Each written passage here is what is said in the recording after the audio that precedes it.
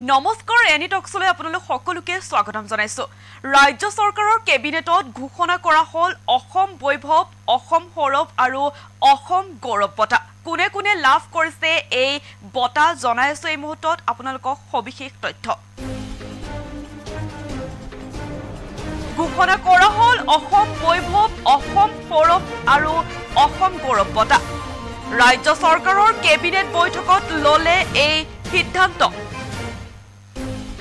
সৰ্বোচ্চ সন্মান এইবাৰ অসম বৈভৱ বঁটা প্ৰদান কৰিলে অৱসৰপ্ৰাপ্ত লেফটেনেণ্ট বিষয়া ৰাণা প্ৰতাপ কলিতালৈ।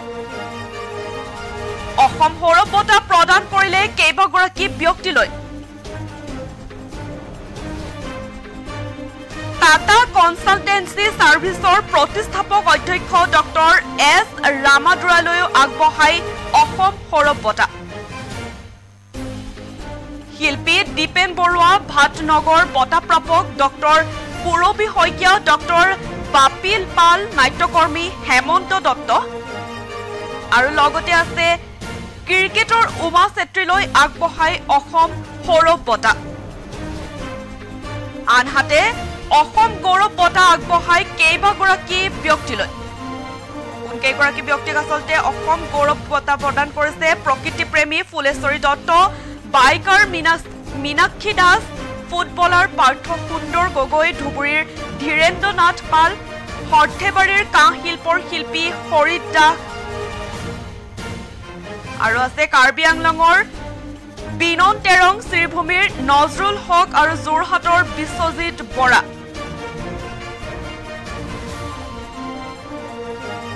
বজালীৰ দুগ্ধ বিপ্লৱত কাৰ্বি আংলঙৰ বিপন তেৰং, শ্ৰীভূমিৰ নজৰুল হক আৰু যোৰহাটৰ বিশ্বজিৎ বৰা।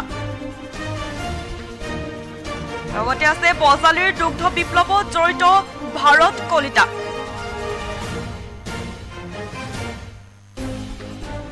বড়ো সাহিত্যিক আগবঢ়াই নিয়া বৰ লাংফা নাৰ্চাৰী, জুমুৰৰ ৰাম চাচনি।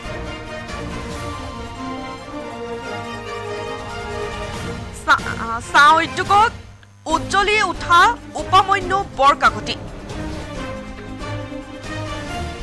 লগতে আছে ইটা নিৰ্মাণত জড়িত ষ্টাৰ্টআপ ডেভিড প্ৰতীপ গগৈ আৰু কাজিৰঙাৰ থলুৱা খাদ্যৰ প্ৰতিষ্ঠান চুৰণ আহম। তিনিচুকীয়াৰ বাৰেকুৰি ইকো ডেভেলপমেণ্ট ছচাইটি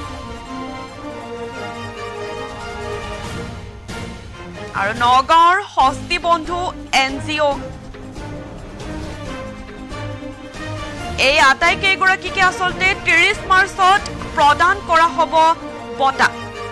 এই মুহূৰ্তত জনাইছো আপোনালোকক ঘোষণা কৰা হ'ল অসম বৈভৱ আৰু অসম সৌৰভ, অসম গৌৰৱ বঁটা। আৰু ৰাজ্য চৰকাৰৰ কেবিনেট বৈঠকত লৈছে এই সিদ্ধান্ত।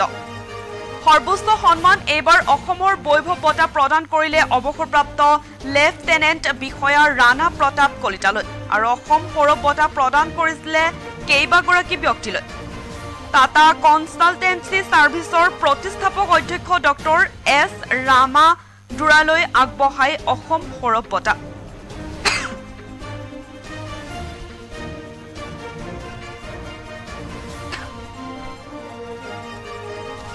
অসম সৌৰভ বঁটাৰ বাবে আমি যিখিনি ব্যক্তিৰ নাম নিৰ্বাচন কৰিছো তেওঁলোকৰ নাম মই ক'ব খুজিছো।